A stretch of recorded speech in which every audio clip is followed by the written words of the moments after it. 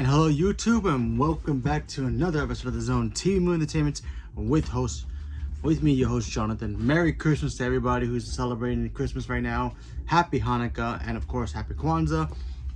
And today we're gonna talk about Star Wars: The Skeleton Crew, Episode 5. Oh boy, what an episode this was! I was debating on which to start with first, this or What If, because both shows were great today. So let's talk about Skeleton Crew. So in Skeleton Crew, we already know Jude Law and of course the kids, they are still on their way back to Atlan. You know, they went to that planet that had some, I guess, some conflict. Apparently that planet has some kind of connection to Atlan. They had some secret files there for it. You know, its location, but it was erased. So they had to go somewhere else to figure out where to go. Of course, the main skipper, which is the robot, he figured out that they had to go to this planet. Oh yeah, my old former captain, he hit these plans, these coordinates to Atlan in this, secret cave that he had put all his treasure. So they go there thinking it's still gonna be there. It's still gonna be, not detectable. Turns out they find out that they built an entire a spa planet around it, which is kind of odd to see a spa retreat in Star Wars, but we already seen a casino planet and we already know how that turned out.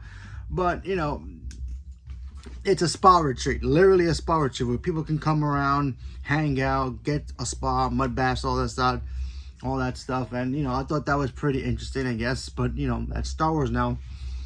So the kids and of course Jude Law, they all end up going there, and of course we get to see interesting things happen, like mutiny, betrayal, bounty hunters showing up, and a lot of crazy mishaps in this episode as well. Obviously the kids, they want to get home. They're trying to figure out a way to get home, so they go to this place to see if they can get to their coordinates to get home.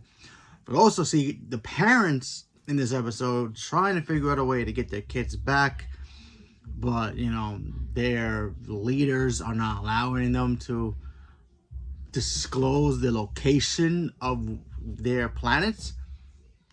So there's that. Now we find out kind of the reason. We find out that basically Atlan is like the mint of all credits of the galaxy, basically. What does that mean? So it looks like they're the ones who create the Republic credits. And there's a fortune there. It's basically Fort Knox, if you guys know what I mean. Their planet is basically Fort Knox, and they have all the treasure there.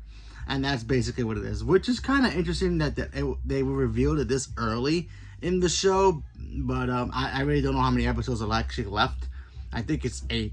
Not 100% sure. But anyway, I thought that stuff was cool. We also get to see our favorite kid, the one with the hair.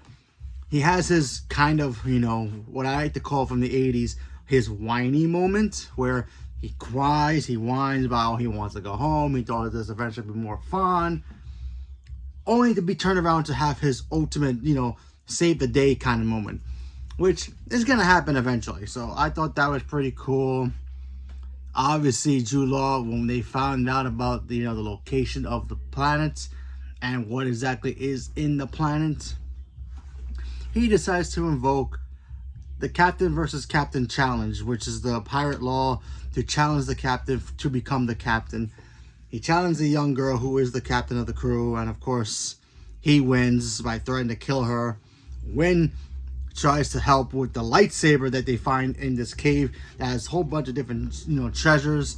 He finds a lightsaber only to ignite it backwards, so there's that. You also got bounty hunters chasing them as well. And of course, Jude Law at the end picks up the lightsaber with his Jedi powers, which, by the way, I don't think he's just a Padawan. I think he actually was a Jedi, and he decided to give it up to become a pirate. Maybe.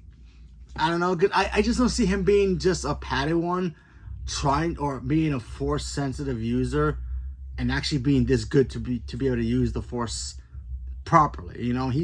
He's doing, grabbing things with his hands and all that. Jedi mind tricks without actually having any training. So we don't know if he had training or not. We really don't know. But at the end of the episode, he does pick up the lightsaber, ignites it, so that was pretty cool. And it basically ends there. This was a good episode. I like the fact that we got this. Really felt like a Goonies, like real episode of the Goonies. Like if you guys remember in the Goonies, when they fall into the cave and they find the big treasure, you know, the big ship with the treasure. Basically, that was this episode.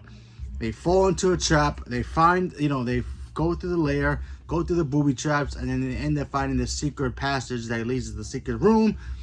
That's all this treasure, and then basically the treasure the kids want is a map to go home.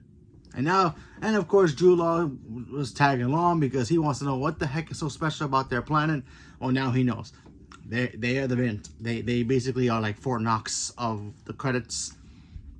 And he wants it for himself. And of course, he's probably going to want to try to pay off any bounty debts he has against him.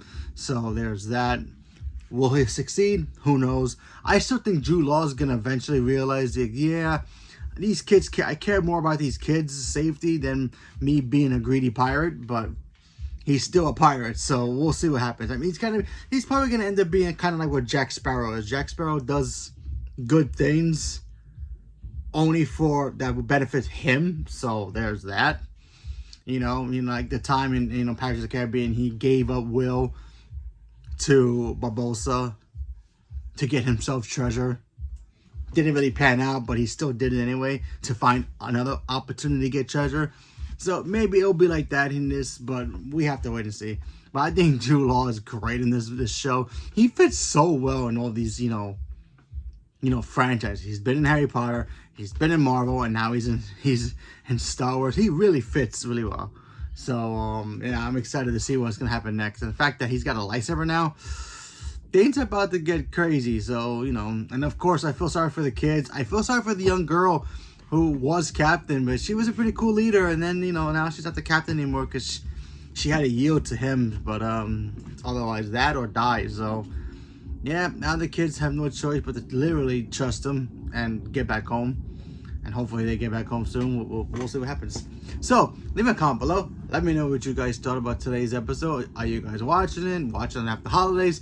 Leave me a comment below. Let me know. Stay tuned for more. Thank you very much. And Merry Christmas to all.